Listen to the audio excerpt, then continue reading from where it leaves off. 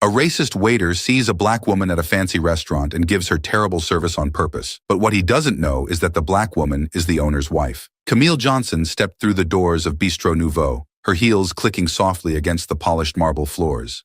The restaurant was alive with the quiet hum of conversation, the clinking of wine glasses, and the soft music playing in the background. The dim lighting gave the place an intimate, upscale atmosphere, one that Camille had always appreciated. Tonight, though, she couldn't shake the slight unease that settled in her stomach. She'd arrived earlier than Matthew, her husband, who was wrapping up a meeting across town. He had insisted she go ahead and order without him, but now, sitting alone at a corner table, she wasn't sure if that had been the best idea. She glanced around at the well-dressed patrons scattered across the restaurant.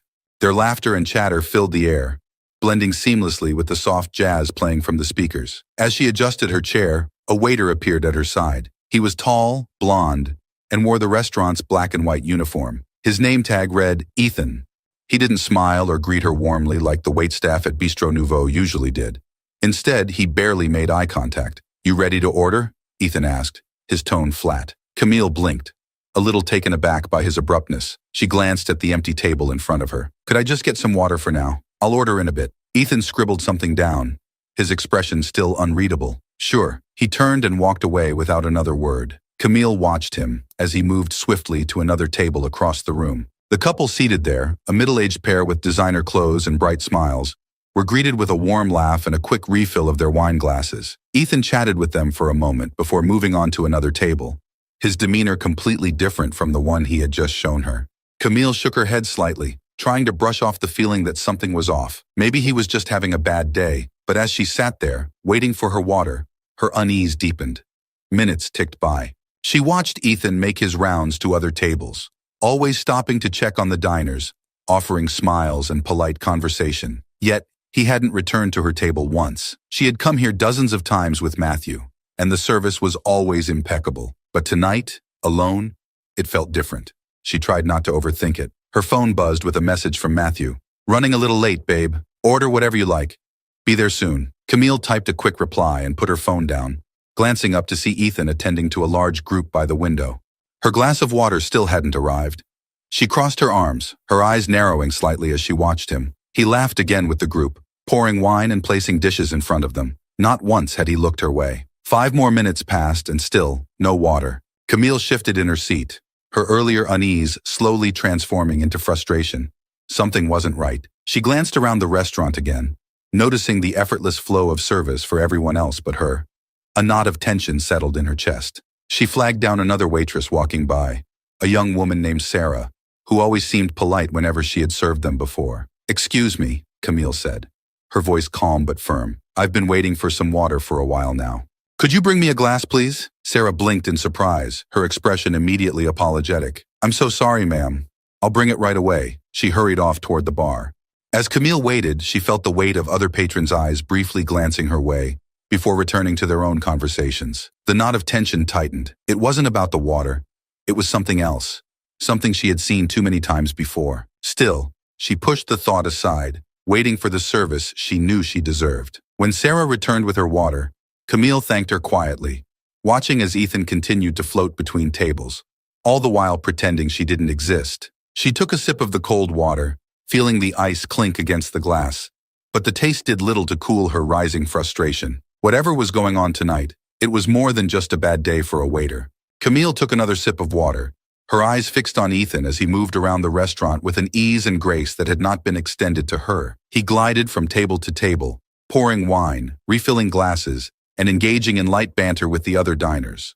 His smile was always warm and welcoming, except when it came to her. She couldn't help but notice how attentive he was to every table but hers. The more she watched, the more her earlier unease solidified into something heavier. This wasn't just about the slow service or the lack of attention. It felt deliberate. Her fingers tapped lightly on the edge of the glass as she contemplated her next move. Should she say something? Was she overreacting? She had been in enough situations like this to know the familiar doubt creeping in. Camille had learned to pick her battles, but tonight, the blatant difference in treatment gnawed at her. 20 more minutes passed, and still, Ethan hadn't returned to take her order. The restaurant was getting busier, but that didn't excuse the fact that he had completely avoided her table. At a nearby table, a new group had arrived, and within moments, Ethan was there, taking their orders with the same charm and energy he had shown everyone but her. Camille straightened in her chair and raised her hand slightly, trying to catch his attention. Ethan's eyes flitted past her, making no acknowledgement. He turned his back and headed toward the kitchen. Camille's lips pressed into a thin line, her patience wearing thin. She glanced at her phone, wondering how much longer Matthew would be. Her stomach growled, a reminder that she had yet to even order, let alone eat. Camille took a deep breath and decided to flag Ethan down the next time he passed. She was done sitting quietly and being ignored. As soon as he reappeared from the kitchen, she raised her hand again. This time, there was no way he could miss her. "Excuse me?" she called out, her voice louder than before, her tone firm. Ethan paused, turning toward her with a blank expression. He approached her table, and for a brief moment, Camille thought she might be overthinking the whole situation. Maybe he just hadn't noticed her before. But the look in his eyes as he neared her made her second-guess that hope. "What can I get you?" he asked flatly. No trace of the enthusiasm or warmth he had shown to every other table. Camille blinked, her frustration bubbling just beneath the surface. "I'd like to place my order, please. I've been waiting for quite some time." Ethan shrugged slightly. "We've been busy." Camille's eyebrows lifted, her frustration quickly turning into disbelief. She glanced around the restaurant again, watching how effortlessly Ethan moved between the other tables, never missing a beat. Busy? Sure, but not too busy for everyone else. She kept her tone measured, not wanting to escalate things too quickly. "I've noticed you've been able to attend to the other tables without any issue. Is there a reason I've been sitting here for nearly 30 minutes without even having my order taken?" Ethan shifted on his feet, his eyes narrowing slightly. "Maybe you're just being sensitive." Camille's grip on her glass tightened, but she kept her composure. She had heard variations of this line before, accusations that her experiences were imagined, that her feelings were invalid. She wasn't about to let this slide. "Sensitive?" she repeated, her voice low but sharp. "I'm asking for the same service you're providing to every other customer in here. I don't think that's being sensitive. I think that's asking for basic respect." Ethan sighed, as if she were wasting his time. "Look, we're short-staffed and there's a lot going on. I'll take your order, but if you're going to accuse me of—" "I'm not accusing you of anything," Camille interrupted, her voice steady. "I'm simply pointing out the difference in how you're treating me compared to everyone else in this restaurant.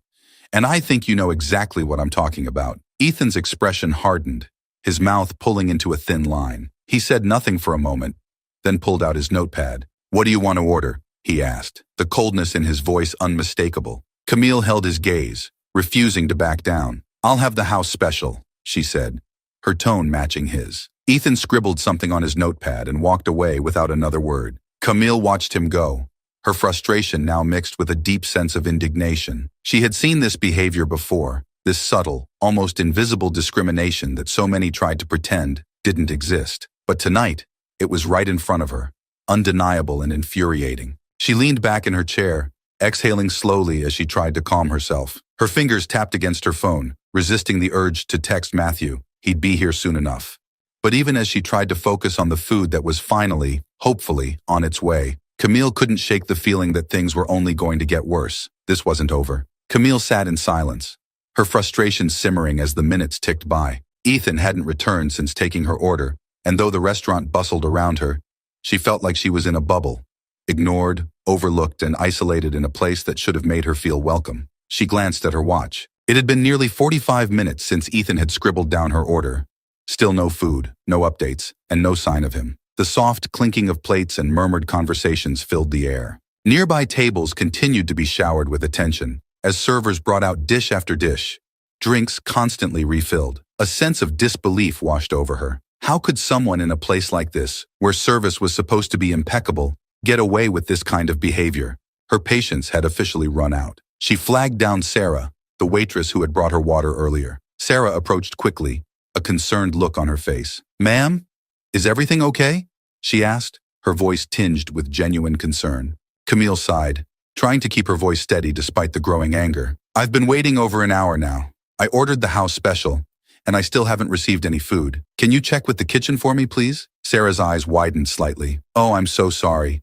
That's definitely not normal. Let me see what's going on." Sarah rushed off toward the kitchen, leaving Camille to stew in her frustration. She clenched her jaw, watching as other tables received their meals with no issues, all while she sat there, forgotten.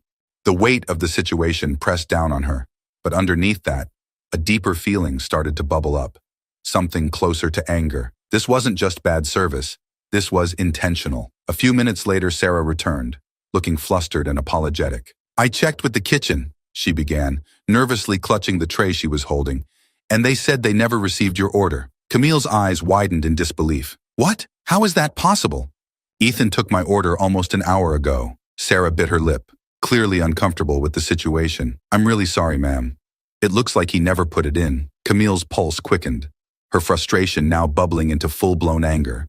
She stared past Sarah toward the kitchen doors where Ethan had disappeared after taking her order. He had deliberately neglected her, again. Camille stood up, her hands resting on the edge of the table. "Can you please get Ethan to come over here?" she asked, her voice calm, but with an edge sharp enough to cut through the tension. Sarah nodded quickly and hurried off, clearly eager to avoid further confrontation. Camille watched her go, feeling the eyes of other patrons briefly flick in her direction, before turning back to their meals. She knew the looks. They were the kind that appeared when something uncomfortable was happening, but no one wanted to get involved. A minute later, Ethan appeared, walking slowly toward her table, his expression as unreadable as ever. He approached with a slight swagger, as if nothing were wrong at all. That was what infuriated her the most.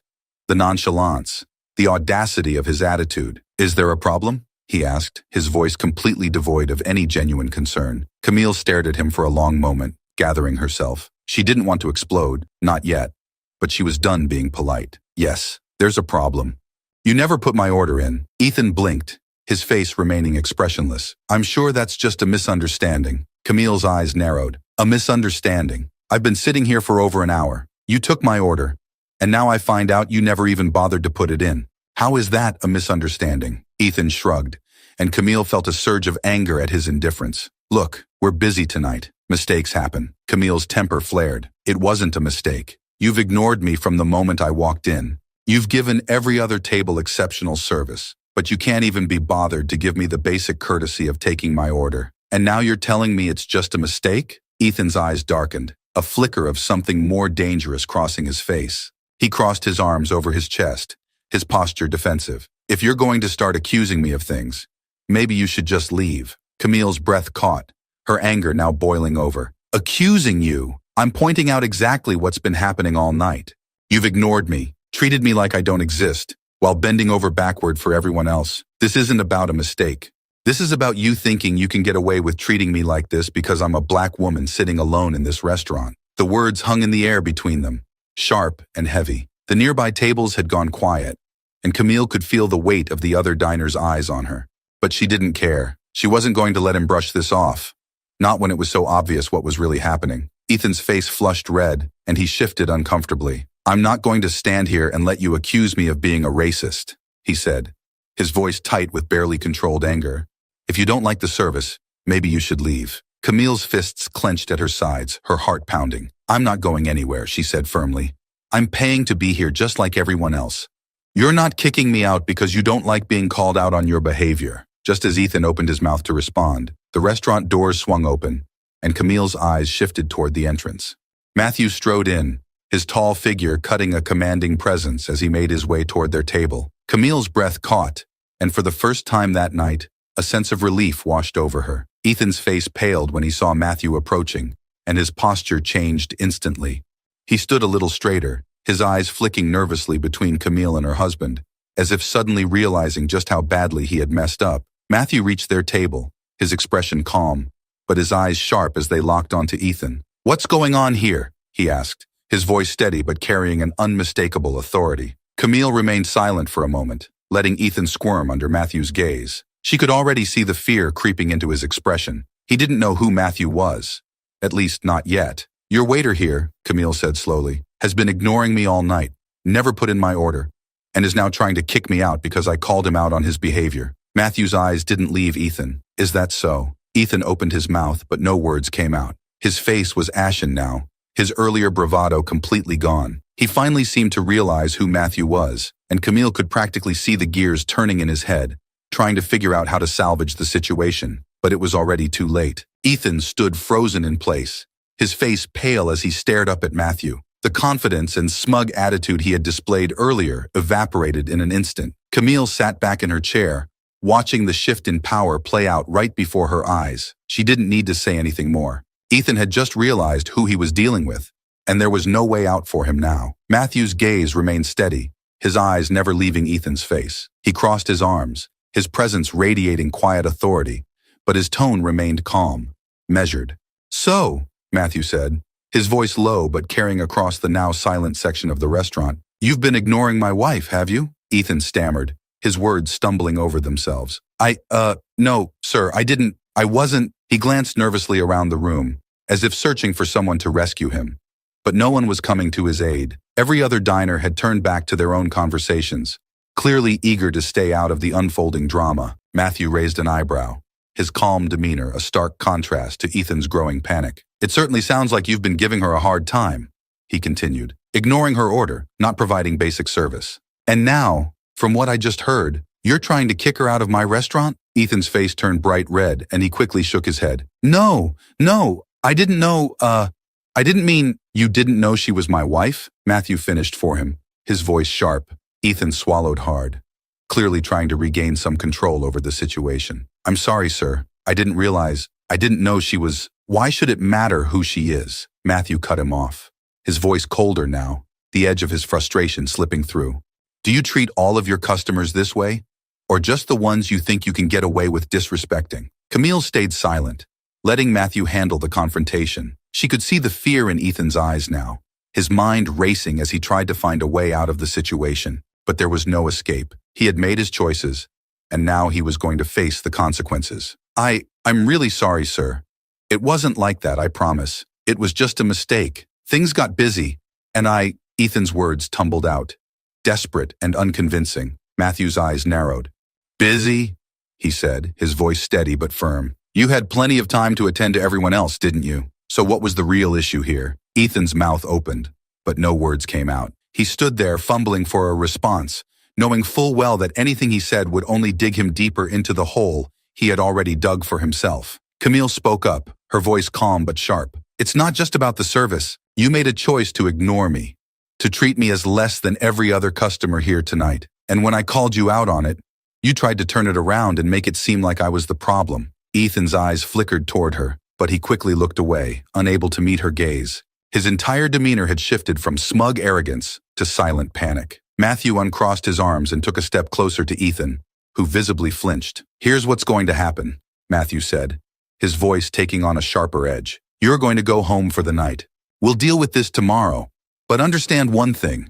There's no place for this kind of behavior in my restaurant." Ethan nodded quickly, his face pale. "Yes, sir," he muttered, barely able to form the words. "Now go," Matthew ordered, his tone leaving no room for argument. Ethan didn't need to be told twice. He turned and practically fled toward the back of the restaurant, disappearing through the kitchen doors without a second glance. The tension in the air lingered, though the worst of it had passed. Slowly, the noise of the restaurant resumed, as the patrons who had been eavesdropping returned to their meals and conversations, pretending they hadn't just witnessed the entire scene. Matthew turned back to Camille, his expression softening. He pulled out the chair across from her and sat down, reaching for her hand across the table. "Are you okay?" he asked, his voice gentle now, the anger from moments before completely gone. Camille exhaled, feeling the weight of the night lift off her shoulders. She squeezed his hand in return. "I'm fine," she said, though her voice was a little shaky. I couldn't believe how blatant he was." Matthew shook his head, his jaw tightening slightly. "Some people think they can get away with that kind of behavior. They forget that the world is changing." "I wasn't sure if I was going to say something at first," Camille admitted, her voice quiet. "But I knew I couldn't just let it slide." Matthew smiled softly, admiration in his eyes. "You did the right thing, and I'm glad you didn't let him push you around. No one should ever have to deal with that kind of disrespect." Camille nodded, feeling a mix of relief and exhaustion wash over her. The confrontation had drained her more than she realized, but at the same time, she felt stronger for standing up for herself. Ethan's behavior had been appalling, but in the end, he was the one who had to face the consequences, not her. "Thank you for stepping in when you did," Camille said, her voice soft. "I wasn't sure how far he was going to take it." Matthew squeezed her hand again, his eyes warm. "I'll always have your back. You know that." The tension that had filled the night slowly began to fade as they sat together, the world around them continuing on as if nothing had happened. But Camille knew that what had transpired was important, a reminder that even in a place as seemingly polished and elegant as this restaurant, there were still those who carried their prejudices with them, whether they knew it or not. The rest of the evening passed quietly. Camille and Matthew shared a meal together, the earlier event still lingering in the back of their minds. But there was no more drama. The restaurant continued its usual rhythm, oblivious to the significance of what had just happened. But Camille knew, and so did Matthew. The real conversation, the real reckoning, was still to come. Tomorrow, they would face Ethan again, and this time, there would be no escape for him. The morning sun filtered gently through the blinds in Matthew's office, casting long shadows across the room. Camille sat in one of the leather chairs opposite Matthew's desk, her mind still replaying the events of the night before. Today wasn't just about seeking justice for herself, it was about setting a standard, ensuring that people like Ethan understood that their actions had consequences. Matthew sat behind his desk, his expression calm but serious. He flipped through a few documents, occasionally glancing up at Camille. "You sure you want to be here for this?" he asked, though he already knew her answer. "Absolutely," Camille replied firmly. "This isn't just about you or the restaurant. It's about the principal. He needs to hear it from both of us." Matthew nodded, understanding. He stood and walked to the window, looking out over the street below, waiting. Camille could sense the tension in the air, thick and heavy, like the calm before a storm. A knock sounded at the door. Matthew turned, and with a deep breath he called out, "Come in." Ethan shuffled in, looking worlds away from the smug, arrogant waiter he'd been the night before. He avoided their eyes, his steps hesitant. Camille noticed the slight tremor in his hands as he sat down, his usual bravado replaced with nervous uncertainty. "Morning," Matthew said, his tone flat. Ethan swallowed and nodded, clearly anxious. "Morning, sir," he mumbled. Matthew didn't waste time with pleasantries. "We need to talk about last night," he said, his voice calm but carrying the weight of authority. "You're aware of why you're here, right?" Ethan nodded quickly, his eyes darting between Camille and Matthew. "Yes, sir. I know. Good. Because this isn't just about bad service. What happened last night was unacceptable in more ways than one. Do you have anything you want to say before we start?" Ethan fidgeted in his seat, glancing at Camille but quickly looking away again. "I'm sorry for what happened, sir," he said quietly, though there was no conviction in his voice. "I didn't mean for it to come off like that." Matthew's eyes narrowed. "Come off like what, exactly?" Ethan fumbled with his words, his voice shaky. "I didn't mean to offend anyone. It wasn't personal. I was just busy and things got away from me. I didn't know she was, my wife?" Matthew finished the sentence, his voice harder now. Ethan nodded quickly, looking even more uncomfortable. "Yes, sir. If I'd known..." Camille finally spoke up, her voice sharp and cutting. "If you'd known I was his wife, you would have treated me differently. Is that what you're saying?" Ethan froze, realizing too late what he had implied. His eyes widened, and he stammered, No, that's not what I meant. His words trailed off, unsure how to dig himself out of the hole he'd just created. Matthew leaned forward, his hands clasped in front of him on the desk. "This isn't about whether or not you knew who she was. It's about how you treated her, and the fact that you thought you could get away with it because you assumed no one would care." Ethan's face flushed red. "I didn't mean..." "Stop," Matthew interrupted, his voice cold and final. "We're not here to listen to your excuses. You disrespected my wife and, by extension, this restaurant. You didn't just forget her order or make a mistake. You ignored her because you thought it didn't matter. But it does." Ethan fell silent, his head hanging low. Camille watched him, her frustration simmering just below the surface. She had no pity for him, not after the way he had treated her, but she wasn't done yet. "I want to hear the truth, Ethan," Camille said, her voice steady. "Why did you really act the way you did last night? What made you think it was okay to ignore me, to treat me like I didn't deserve the same respect as everyone else?" Ethan looked at her, his face pale. I wasn't trying to disrespect you. I didn't mean for it to seem that way." Camille raised an eyebrow. "Didn't mean for it to seem that way?" "Ethan, you didn't even take my order. You ignored me for over an hour while you attended to everyone else. You didn't even refill my water. How is that not intentional?" Ethan's mouth opened and closed, but no words came out. He looked at Matthew, hoping for a lifeline, but found none. Matthew remained silent, his expression stern. "We're giving you one chance to tell the truth," Camille said, her voice firm. "No more excuses." Ethan swallowed hard, his throat bobbing as he struggled to find his voice. He hesitated, then finally spoke, his words barely a whisper. "I didn't think you'd cause any trouble." Camille's eyes narrowed. "Trouble? Because I'm black, and you figured no one would care how you treated me?" Ethan flinched at her words, the reality of the situation hitting him hard. "I didn't think it was going to be a big deal," he muttered. "I didn't think anyone would notice." Matthew's fists tightened on the desk, his knuckles turning white. "And that's the problem, Ethan. You didn't think. You thought you could get away with it, but not here. Not in my restaurant. Ethan's head dropped, and for the first time, he seemed to grasp the full weight of his actions. The excuses were gone, and all that was left was a man who had to face the reality of his prejudice. We're not done yet, Matthew said, leaning back in his chair. I want you to come back tomorrow for another meeting. And when you walk in, I expect you to think long and hard about what you've done, because this conversation isn't over. Ethan looked up, his face a mix of shock and fear. Tomorrow? Yes, Matthew said, his voice final. Go home. Think about your actions. We'll decide your future here tomorrow. Without another word, Ethan stood and left the room, his footsteps slow and heavy. Camille turned to Matthew, her eyes narrowing in thought. Why tomorrow? Why not just fire him now? Matthew sighed, rubbing the back of his neck. I want him to stew in this for a night. Let it sink in that he's not walking out of here with a slap on the wrist. It'll make it more real. Besides, there's more I want to hear from him tomorrow. He needs to come to terms with what he did, and I need him to admit it fully. Camille nodded slowly. You're giving him more chances than I would, but I trust you. If he walks in here tomorrow and still doesn't get it, Matthew finished the sentence for her. He's gone. The next morning, the atmosphere in the office was even tenser than the day before.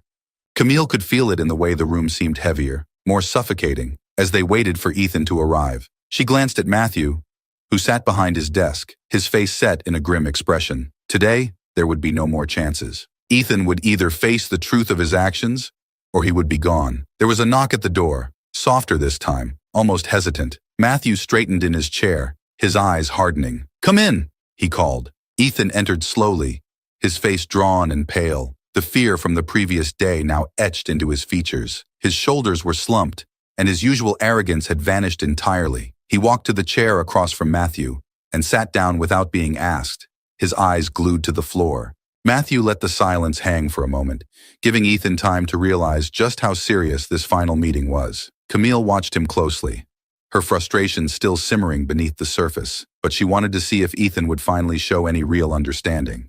Ethan, Matthew began, his voice cold but calm, you had a night to think about what happened. So let's hear it. What have you learned? Ethan shifted uncomfortably in his seat, his fingers twitching as he clasped his hands in his lap. His eyes flicked up to meet Matthew's for a brief second before looking down again. I've been thinking a lot, sir, he stammered, his voice weak, and I know I made a big mistake. I wasn't thinking clearly last night, and Stop, Camille interrupted, her voice firm and cutting through his half-hearted apology. This isn't about being careless or making a mistake. You deliberately treated me differently because you thought I wouldn't speak up. You thought you could get away with it. What I want to know is why. Ethan flinched at her words, his face flushing red, his fingers twisted nervously in his lap, and for a moment, it looked like he was going to give another excuse. But then, something shifted in his expression.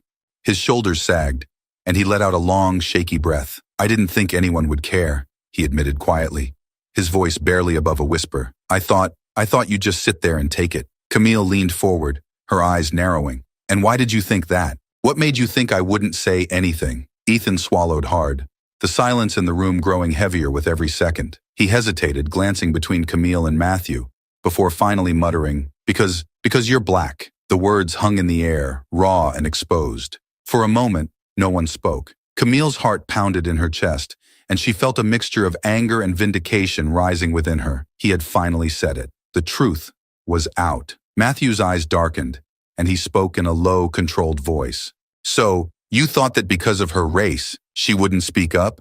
That she didn't deserve the same respect as the other diners? Ethan nodded slowly, his face pale. I didn't think it was that big of a deal at the time, he admitted, his voice shaky. You thought wrong, Camille said sharply. You thought you could treat me like I didn't matter, because you assumed no one would hold you accountable.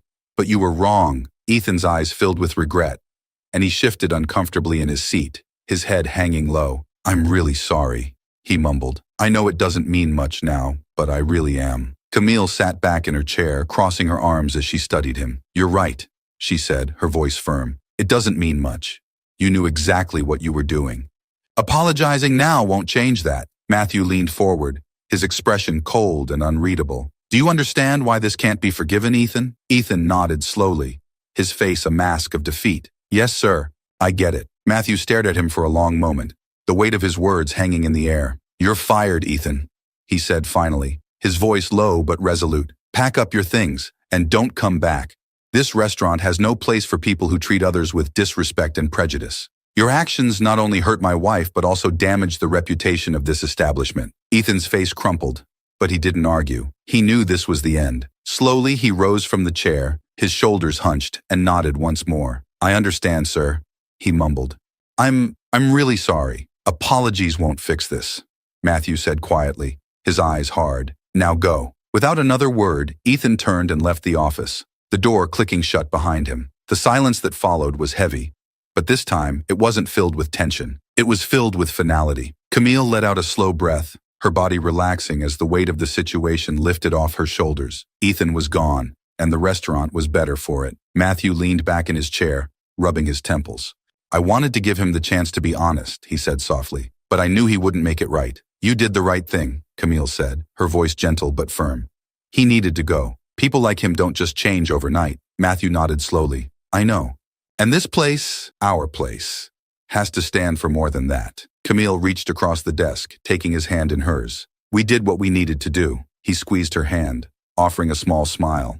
We did. The air in the office felt lighter now, and for the first time in days, Camille felt a sense of closure. They had stood up for what was right, and Ethan had faced the consequences of his actions. As they both stood to leave the office, ready to face the day ahead, Camille glanced back at the door where Ethan had exited. She knew there would be more battles like this, more people like him who would try to get away with their prejudices. But she also knew that she and Matthew were ready to fight them. They walked out of the office together, side by side, ready to take on whatever came next. The day after Ethan's firing was quiet, almost too quiet for a place as bustling as Bistro Nouveau. Camille and Matthew stood together in the empty restaurant before the lunch rush began, the soft hum of the kitchen staff preparing for the day as a backdrop. The air felt lighter now, though a trace of the tension from the previous days still lingered. Camille glanced at Matthew as they walked slowly through the dining area, her hand slipping into his. Do you think he's gone for good? She asked, her voice soft but curious. He won't be coming back, Matthew said firmly. I made that clear. Camille nodded, knowing that Ethan's chapter at the restaurant was well and truly closed, but a lingering thought sat at the back of her mind, one she had yet to voice. You know, she began, I kept thinking last night, if Ethan had such a problem with black people, why did he even work for you in the first place? Matthew raised an eyebrow, a small smile pulling at the corner of his lips. I've wondered the same thing. It's funny how people like him think they can hide behind a job, a uniform, and their own twisted logic. But eventually the truth always comes out. Camille sighed, a mixture of frustration and disbelief washing over her. It's so absurd. He's working for a black man, someone who built this place from the ground up, and yet he has the audacity to think he can treat someone like me, like us, as if we don't belong. The hypocrisy is unbelievable. Matthew shook his head, his expression turning serious again. It's the way people like him justify their actions. They think they can compartmentalize their hatred, hide it behind a paycheck or a title. But at the end of the day, it always comes down to fear. Fear of losing power, fear of change, fear of seeing people they don't respect succeed. Camille leaned against one of the polished tables, her fingers tracing the edge of the silverware set out for the day's guests. I still can't believe it. The nerve of someone like that, working in a place built by a black owner, thinking he could look down on me. Matthew smiled softly. He won't be the last, unfortunately. But at least here we've set the standard. People like him won't last in our world. Camille felt a surge of pride as she looked around the restaurant. It was more than just a business. It was a place that stood for something bigger than either of them individually. Matthew had built it from nothing, and together they had made it a success. One that welcomed everyone with respect and dignity, no matter who they were. She straightened up, feeling the weight of the past few days finally lift. You're right, she said quietly. This place isn't just a restaurant. It's a statement. Matthew nodded, his eyes soft as he looked at her. It always has been. They stood in silence for a moment, letting the truth of those words settle between them. The restaurant was more than a business venture or a source of income. It was a space where people of all backgrounds, races, and identities came together, a reflection of the world they wanted to see, and anyone who couldn't respect that didn't belong there. As the staff began to file in, preparing for the lunch crowd, Matthew took Camille's hand and led her toward the back, where they could enjoy a quiet moment before the busy day began. They passed through the kitchen, where the chefs greeted them with warm smiles, and out into the small courtyard behind the building. The sun was warm on Camille's skin, and she closed her eyes for a moment, letting the light and the fresh air wash away the remnants of the stress from the past few days. It felt good to breathe, to stand in a place where they both belonged.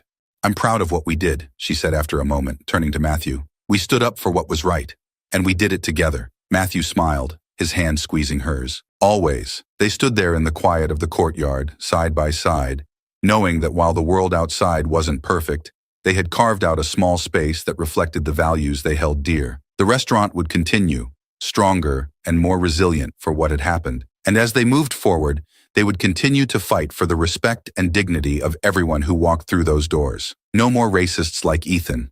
No more silent discrimination. Only people who understood the simple truth. In Bistro Nouveau, everyone belonged.